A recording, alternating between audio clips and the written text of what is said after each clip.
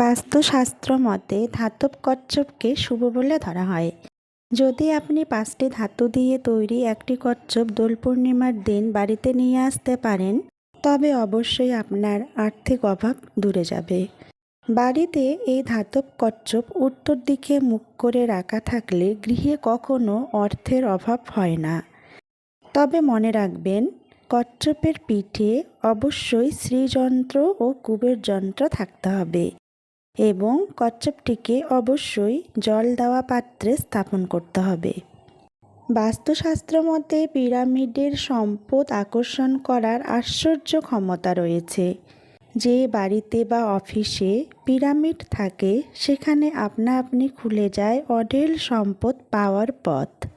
তাই সংসারে টাকার অভাব কাটাতে, বড়লোক হতে দোল পূর্ণিমার দিন অবশ্যই এই দুটি জিনিস বাড়িতে নিয়ে আসুন। আজকের ভিডিও এখানেই শেষ করছি।